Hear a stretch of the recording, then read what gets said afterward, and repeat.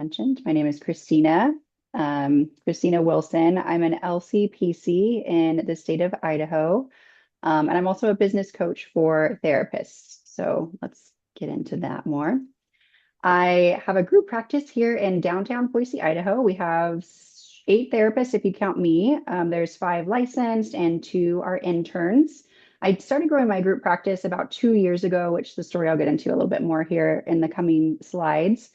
Um, and I also do business coaching. I help therapists start, fill, and scale their private practices. 10 years ago, I nearly left the field. So I graduated in 2012 in LA, at school in LA, and I worked in the field for 3 years. I was working multiple jobs just to try to pay my bills. I was getting paid $12 an hour as a therapist in LA, which is pretty terrible.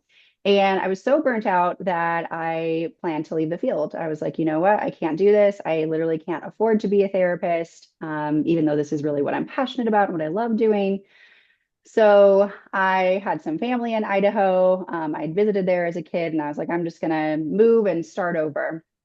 Well, I kind of floundered around for 10 months or so, tried to find some boring corporate job. I was like, I just got to start at the bottom and work my way back up.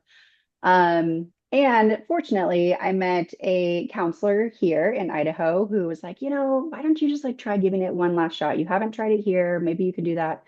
So I decided to do that. I still had to jump through some hoops to try to get my license over here.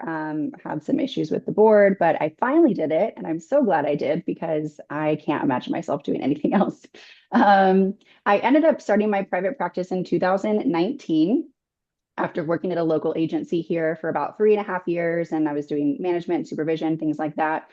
And I was really trying to just get out of burnout. Like I had hit burnout once, and then I got into an agency, and that was okay for a while. But also, if you've ever worked in an agency, you know that there's also low pay and high caseloads and a lot of hours. And so I was really just looking for more freedom and flexibility. So I decided to start my practice in 2019.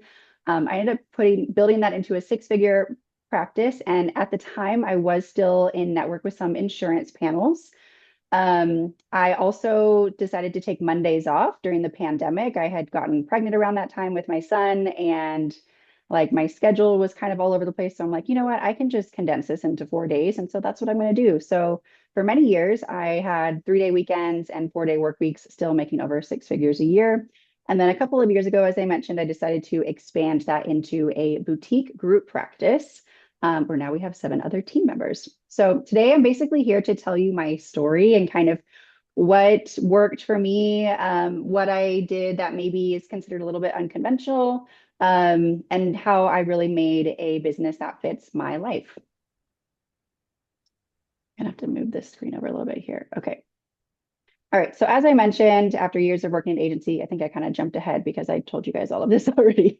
But essentially, when I decided to grow into a group practice, I'd had the experience of working in agencies before. And I just remember my boss at the time, who was a really great guy, but he was nearing retirement. He had worked a lot for his whole life. And in one meeting, he was like, some of my best performing therapists actually make more than I do. And I was like, wow, like that doesn't sound fun to me. Like you put in all this work for so many years and you've built this like huge agency and you're not making, what you thought you would make. He really was just waiting for retirement so he could sell the business, which he did now, and I'm sure he's very happy. But I had this idea of like, okay, if this is what it means to be a group practice, like I don't think I want to do that. I was also doing management, supervision. I was doing some HR work and some marketing at the agency. I kind of wore multiple hats. And so I saw a lot of therapists come in. I interviewed a lot of people. I trained a lot of people. And that was honestly harder for me than seeing my clients.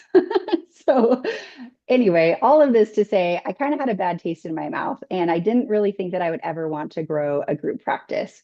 But some things happened in my life a couple of years ago. I realized that I was at a point where my son was a little bit older, and I was kind of ready to dive back into my business. And I just realized I was not really satisfied with kind of where I was, and I knew that I was meant for more, and I could do more, and I wanted to serve more people and make a bigger impact.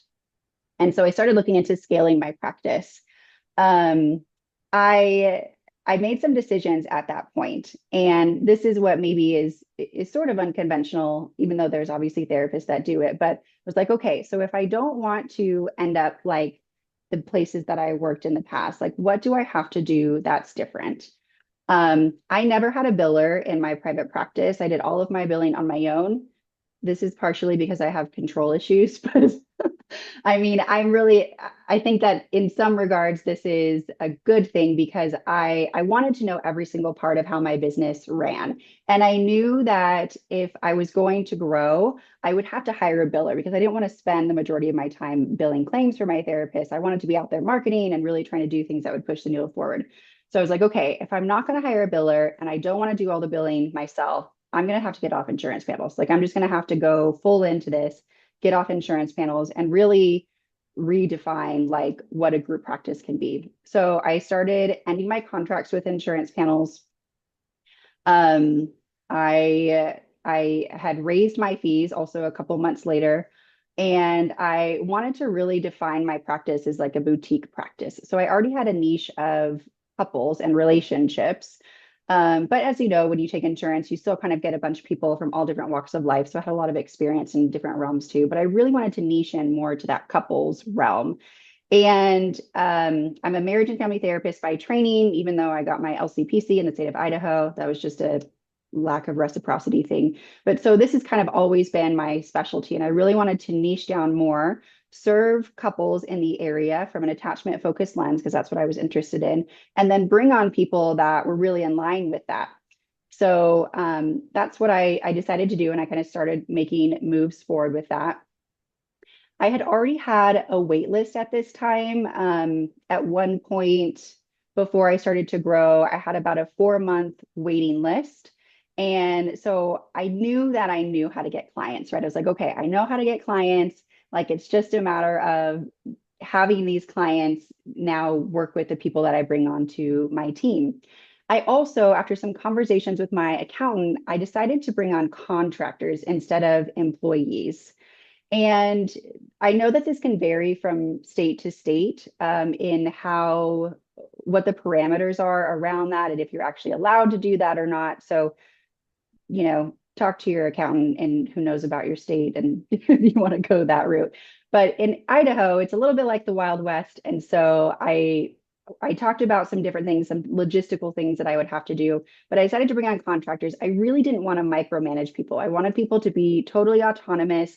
And I understand that even though I have contractors here, some of my therapists do have private practices on the side. And I'm actually okay with that as long as we have clear definitions that, there's no overlap or transferring of clients or anything like that. And everyone has been really great about it. So that was a personal decision that I made too. I also didn't really want to have to audit, hundreds of notes every week. I didn't want to be breathing down people's necks about finishing assessments and things. Like I really wanted to hire people that were equipped for private practice, but maybe they weren't quite ready to take that full step and still wanted a little bit of extra support. The first person that I brought onto my team taught me a lot. I this therapist was a really awesome person and was very well connected in the community and was already in their own private practice, but kind of struggling to get clients and really understand the back end business part of things. So after a lot of conversations, I was like, okay, this is what I'm doing. I think you would be a really good fit. I work with couples and a lot of times, just because of the demographic that we work with, the male client might need some more support. There a lot of times they're logical thinkers, and this therapist was an ex-engineer and thought like that. So I was like, okay, this is going to be a really great thing. I'm just going to easily be able to like pass these clients off to this person. And he had some experience working with couples as well. After 6 or 7 months, I noticed that this person's caseload just couldn't really get over 4 sessions a week. I thought it was something that I was doing wrong with my marketing. And then I decided to look at numbers, which is not a strength of mine. I'm more of a big picture kind of person. I'm not very detail oriented. I don't love graphs or charts or anything. But if you venture into this world, I learned that you have to get good at it. You have to learn how to do this. So I started looking at the numbers. I started looking at his retention, and unfortunately, his retention was at about a 20%. So that means I was giving him clients and he was not retaining them. After a couple of conversations with this person, we tried some things. I really tried to empower him and kind of find out what was going wrong. Um, and it just didn't improve, unfortunately. So essentially, I spent almost a year, my first year, with this one therapist that just wasn't a good fit for my company. And we ended on really good terms, and we still keep in touch and things like that. So, but what this taught me is I think I had more faith in this person than maybe they had in themselves, which we do very well as therapists with our clients, right? Like that's kind of our job to see their strengths and really inspire and build hope and resilience and empowerment. But when it comes to being in the business world, you have to look at things differently. And so I basically learned to not, I mean, I'm a very intuitive person, so I do follow my heart and my intuition, but I also had to look at the data as well. And so that experience taught me a lot. So what changed after that? I shifted to bringing on therapists who already had ample experience with my niche, who were gung ho on working with couples, like, this is what I want to do. I've had some training in couples work. I feel competent in this. But again, maybe they wanted the private practice feel, but they just didn't want to deal with all of the marketing and the back end business stuff. I also looked for confidence, their presence in the therapy room, which I did by more in-person meetings. We have a couple of meetings in person. I'd try to get a feel for their energy. I would check references, which is not something I did for the first person. And I would ask about their retention. I would ask them, do your clients stay with you? Like how often does it happen that you have a client come in for their first session and they don't come back? So I was really looking for that relationship building component. And so far, everyone that I have brought on has been just amazing. And they've all been really a great fit for what we are doing here. So today I have 5 licensed therapists and 2 interns, 2 grad students. In Idaho, the interns are essentially practicum students that have not graduated yet. After graduation, you can then apply for your license here. So I supervise all of them as well. That's something that I require when they come in, that we have weekly consultation, weekly supervision. So I have 3 different sets, and each person, there's 2 people in each of those sets. And so we all consult together. As I mentioned before, some of my team members also have side businesses or practices, which I am okay about. That gives them some autonomy as long as they have clear and open communication with me and what they're doing outside of this practice. So my practice now, it mostly runs itself, which it did as well when I was in private practice, but I obviously had to do, had some growing pains and stuff when I was growing. I had to relook at my marketing. I had to come up with a more strategic marketing plan because now I'm trying to fill a lot more caseloads, and I'm strictly cash pay, and we're a little bit higher fee for our area. And so I created these systems, I created clear policies, and I have the right people in place, which I think makes a massive difference. I still do all of the marketing myself, but it feels pretty easy. I just have a schedule that I work off of. I'm already pretty well connected in our community. I make sure to stay very, very well connected in our community and networking groups and professional relationships and things like that. The majority of our referrals come through SEO, so through my website and through Google searches and through my connections in the community.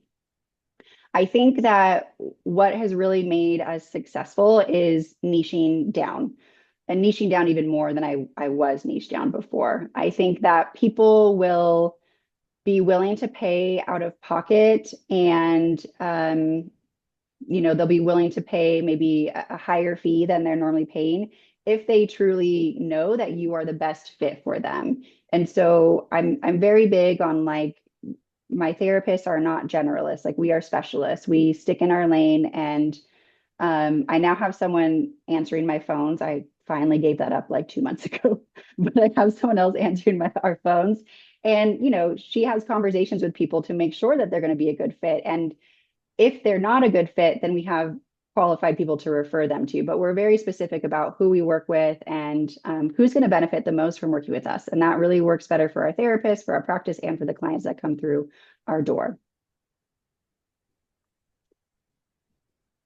So in regards to marketing, If I yeah, could bridge in, because there's two huge things that a lot of nuggets here, but so I have some clients that want their person who answers the phone to help to see if they're a good fit.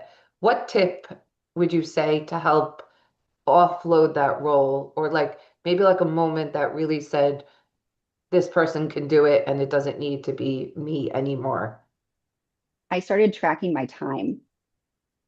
I used Uh, a time tracker called Toggle. It's an app, Toggl, and I yeah. tracked my time for an entire month. And I realized how much time I was spending on just strict admin work and phones. And it was a lot. And I just thought, okay, if I could clear up all of this time on my schedule, how much more could I show up in the areas of my business that really need me, right? And then it gave me an idea of like, okay, if I were to hire someone for 40 hours a month, like how much would that cost me? And then I could look at my numbers and, I made the decision that way. But I think tracking my time was like a huge eye opener.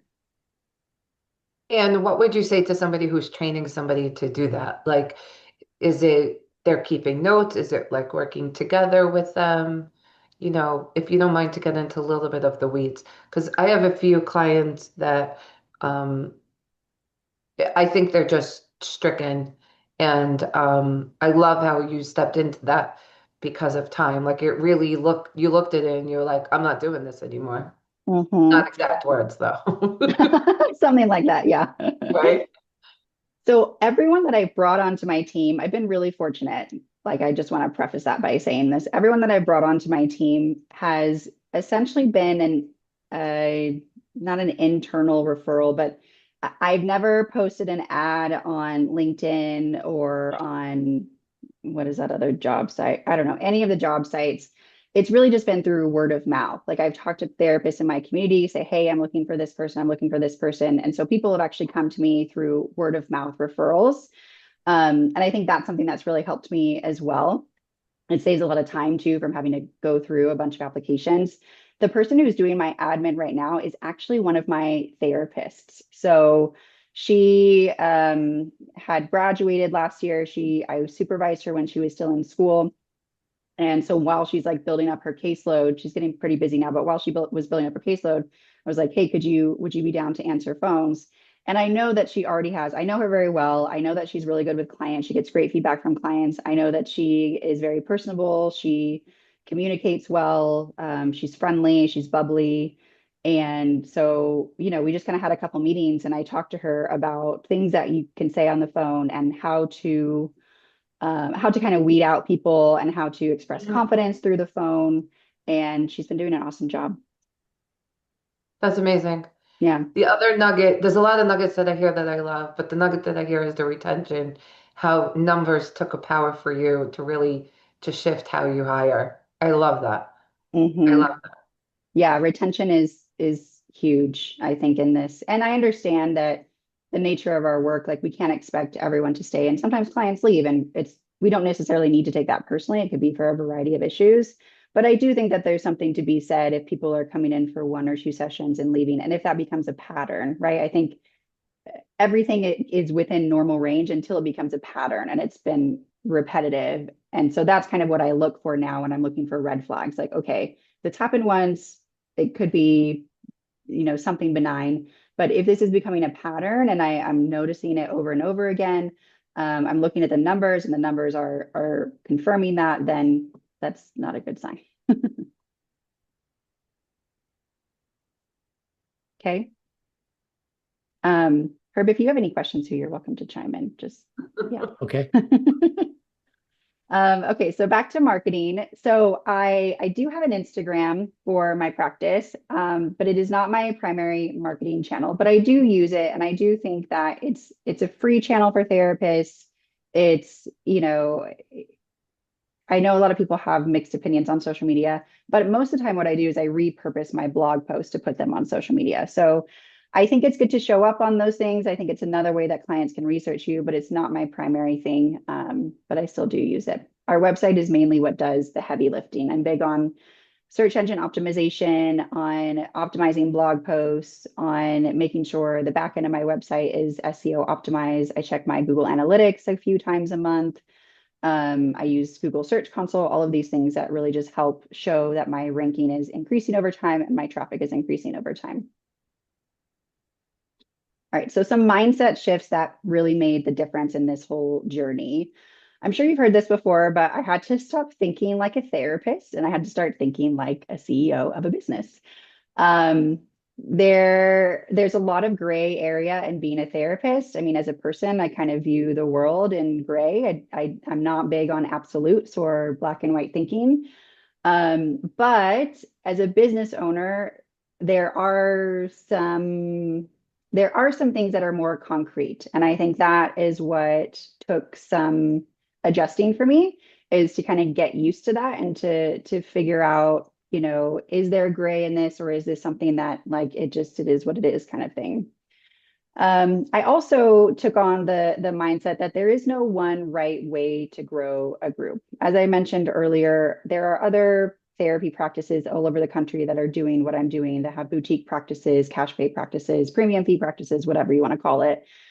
But there is no one else in my area who is doing this. And I have been trying to find someone so I could have a good collaboration partner, but no one is doing this. And so I really had to be brave and just step out and say, okay, even though maybe my community is not used to this yet, that doesn't mean that they don't need it. And I think what we've shown is that it is a need that has been, there's kind of been a hole and a gap that we've been needing to fill. And so we're just being the first to step in and fill that. I took action before I felt truly confident. I think confidence comes with repetition and action, and doing things scared is just kind of what you have to do if you really want to get to the next level. And as we mentioned, I started tracking metrics. I started making hard decisions faster, and I started giving myself permission just to do things differently and really trust my gut and my intuition. So some no-brainer moves that made growth easier. I outsource when I need to, and I focus on what keeps moving my business forward that only I can do. So whenever I feel like I'm getting really busy, I will usually do something like tracking my time and seeing where is my time going. And you kind of, after you do this, you kind of know like what are the things that move the needle forward. Most of the time it's marketing. And since I'm really the only person that does marketing for my practice, I know that I need to be spending the majority of my time on that. And so if other things are taking up my time or attention, then that's a sign that I need to really consider outsourcing it. I created a repeatable onboarding process. It includes paperwork, communication expectations, and supervision structure. I keep it all in a Google Drive that I give people access to once they onboard with me. There's also a bunch of resources, templates, things like that that are in the Drive that they're welcome to use to help them in their therapy. I automated as much as I could. I'm a huge fan of automation. We use online scheduling, electronic intake forms and templates for consistency and ease.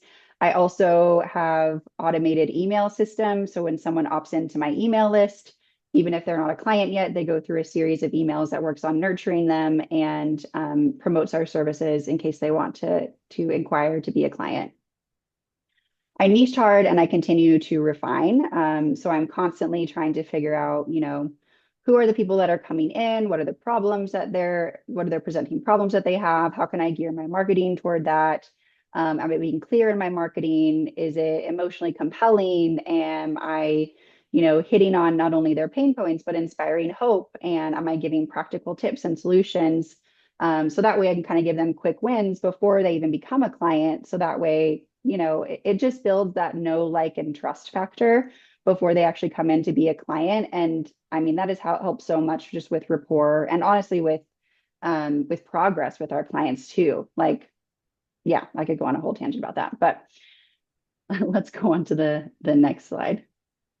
Okay, so the name of my business coaching business, as you can see in the corner, is Align Therapy Shop. And I came up with three A's of aligned growth.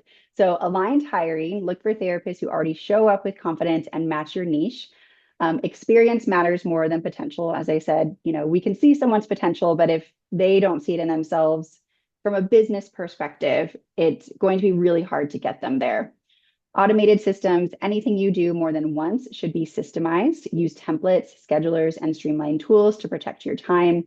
And authentic marketing. So focus on what actually works for your personality and goals. Be clear, be real, and stay consistent in a few key areas.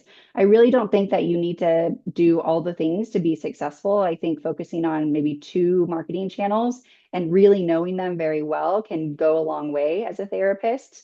We have it's kind of an advantage that, we can really only serve people within the state that we're licensed in. I know there's some things like SciPact and things like that, but we're not a global company. We're not trying to reach people all over the world. Like, our market is much smaller, and I think that can actually be really helpful for marketing because it just sort of narrows the funnel of people that are coming in. And we don't, we're not selling products. We're not trying to upsell or downsell or do any of those things. Like, we really just need people to come in and trust us that they can work on themselves and that we can help them grow.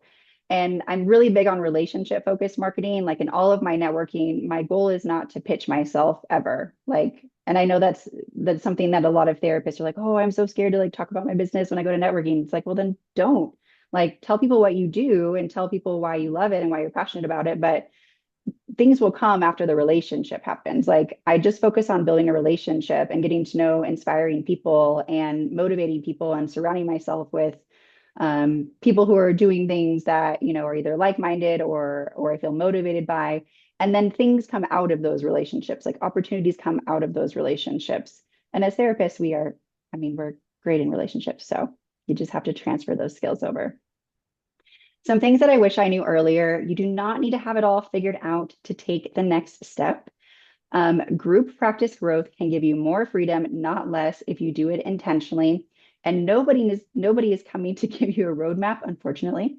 You get to create one that works for your values, vision, and energy. So even when I'm working with therapists who are coming from a group or an agency and going into their private practice, one of the first things that I talk to them about, and I have a private practice startup course, and one of the first modules in the course is like, I want you to write out your ideal schedule. Like, before we get into anything, write out what your ideal schedule is, and these are people that are coming in, they have lives, they have hobbies, they have kids. If you want to be home in the morning to spend time with your kid and drop them off at school and not be in a rush, then like, don't make your first appointment until after 10, right? If you want to be done early so you can pick your kid up from school, or you can take them to their activity, or you want to have dinner with friends or whatever it is, you want to go to the yoga class, like, you need to build your business around what you want your ideal schedule to be. And in the beginning, it might not be exactly like that, but if you really keep that schedule in mind and keep in your mind that, like, I am building a business that's going to support me, not drain me, then you'll keep making moves and doing actions that are going to support that ideal schedule. As I mentioned earlier, when I was in my private practice and the pandemic happened, I switched to all telehealth, and my Mondays were getting kind of sparse. And so I just decided, like, I don't really want to work on Mondays. And so I'm not going to. And so I moved everything over, to different days. And I was able to do that. And I was even able to leave early on Fridays. So there's just so much flexibility in what we do. I always tell therapists, like, the most important thing for your business is you. Like, you are the heart of your business. You are your own brand.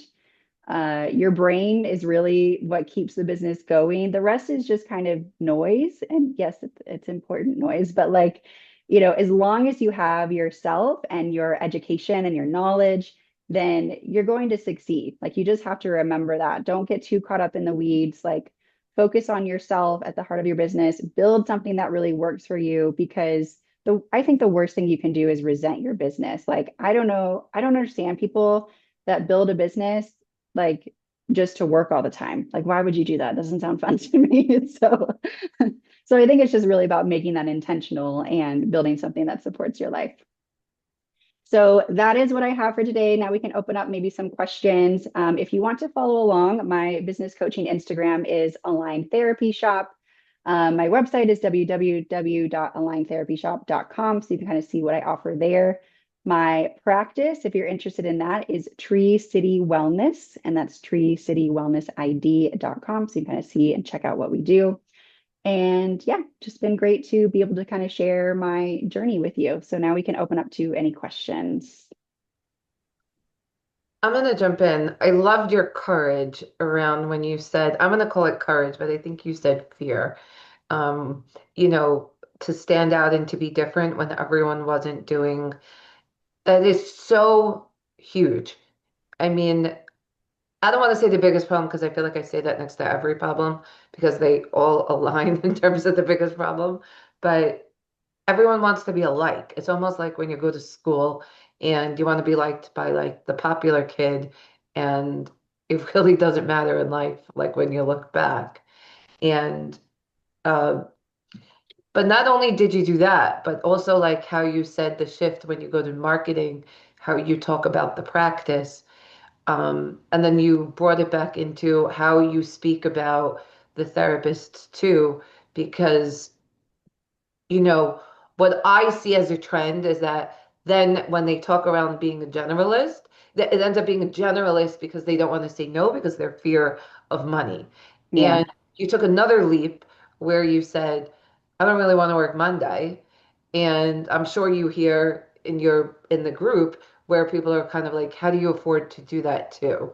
So Hmm. I'm curious your take on that part. But I want you to replace fear with courage because I don't think you have fear. I think you have a lot of courage. Oh, And well, thank you. you have a lot of courage and strength where it really, well, that's why when I met you, I was like, we need to have you in the group, like to have this as a basis for profitable practices. Because not only do you have the group, you also have the side where you're teaching them with confidence. And I saw it in so many ways. But I'm just curious on that part that I was telling you because I feel like, that time off, we were just talking about this in last week's school where one of our mothers, she was like, I have a lot going on. I could really use the time off. Like, how do you balance those decisions? So I'll kind of go back to the first part of your question, and something that you mentioned, just about confidence, right? And instilling confidence to do things differently or to make difficult decisions. And I say in my marketing for Align all the time that a private practice is one of the easiest businesses that you can start and run. Like if we're comparing it to other businesses, again, we don't have products, we're not tracking a ton of like inflow and outflow of things. It's just a service-based business. We need ourselves, we need a room or a computer, and that's about it. But it's the confidence and the mindset that is really challenging for people because we weren't taught any of this. We weren't taught career options for therapists. We weren't taught business skills. And the environment out there for therapists is rough. Like, the average income is like $50,000 a year. That's not going to get you very far in this economy. And we go through all this schooling and this training. It's like, we need to teach our clients how to live well and be healthy in mind, body, and spirit.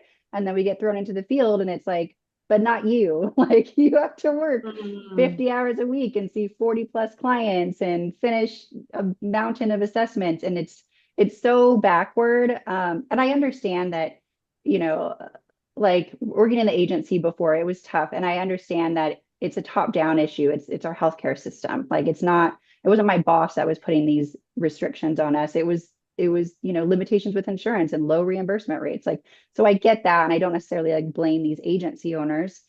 It's the healthcare system in general. But I just think like at the heart of that, if you really want to stay in this field long term, and if you really want to love what you do and not burn out, you have to do things differently. Like you have to do things that are different than the norm, which is just going to work for someone else after you graduate. So again, we're not taught any of these business skills or anything like that. And so people just are afraid of what a business entails. But once you actually break it down for them, it's it's pretty manageable and doable. They just need the confidence to really step out and trust themselves that they can do this.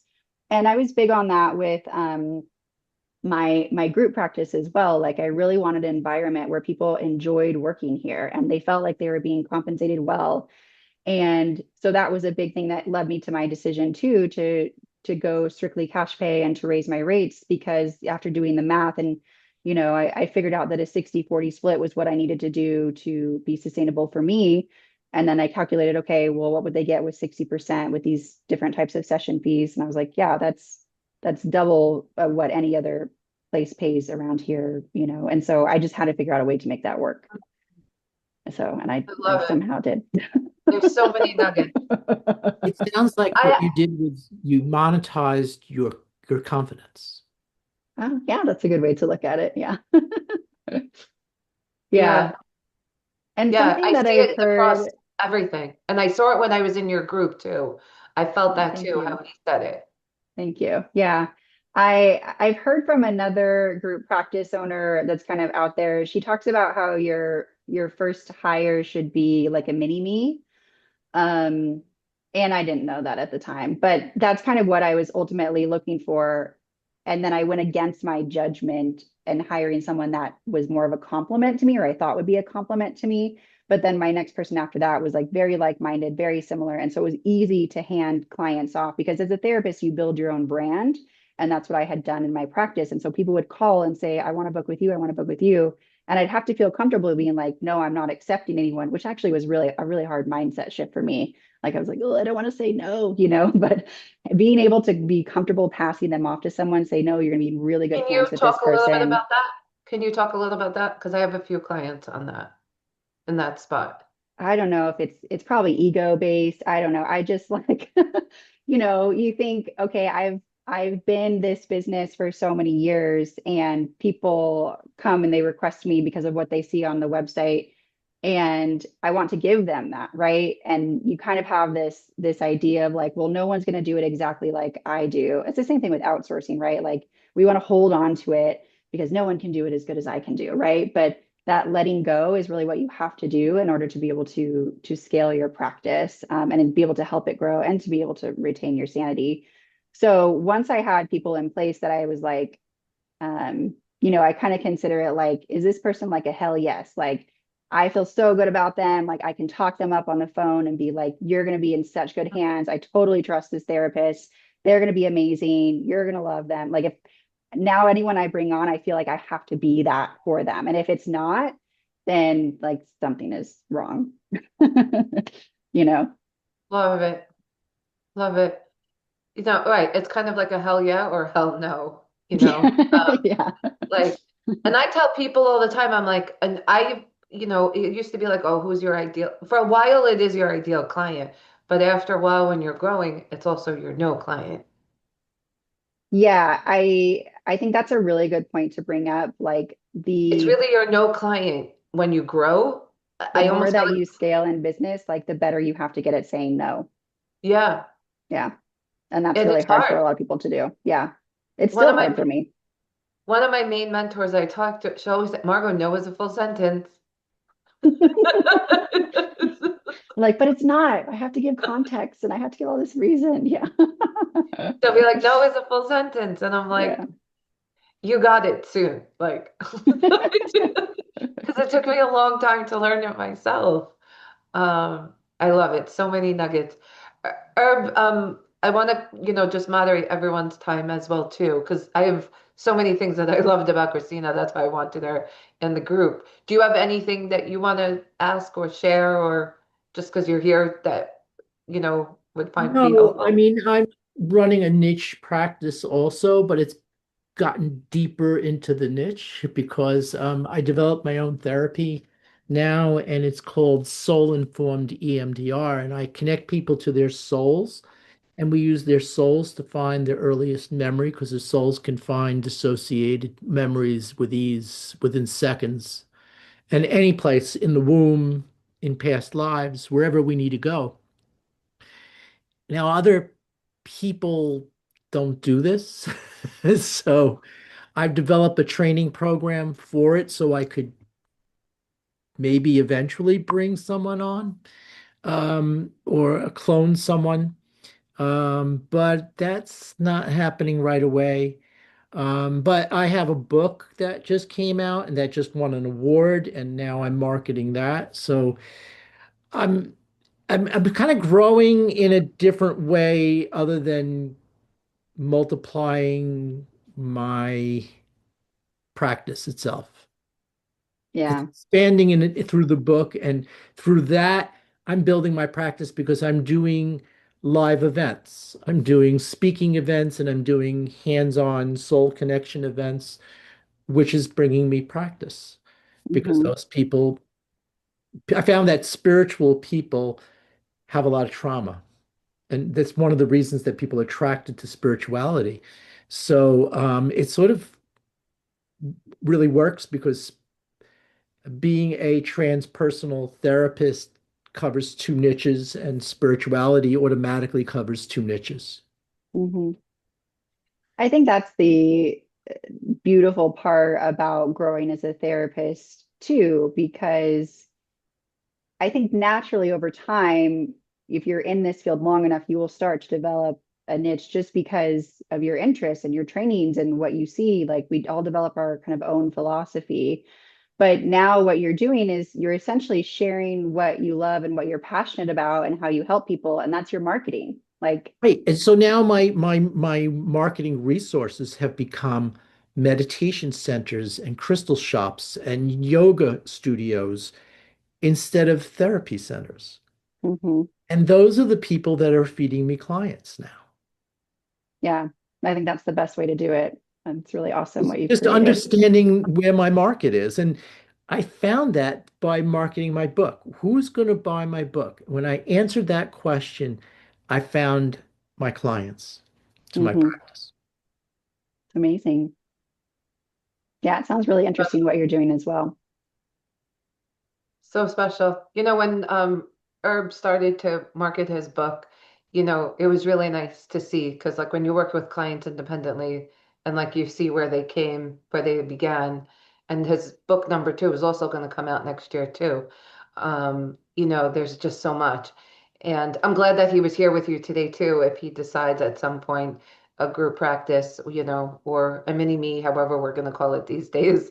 Um, because Herb has a lot of potential and already, like, it's just beautiful to watch. Um, Thank you so much for coming today. I'm glad that we were able to make this happen.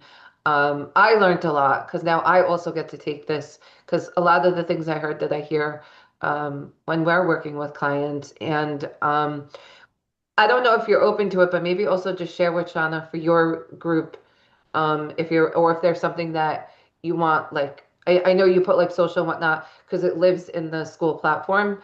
Okay.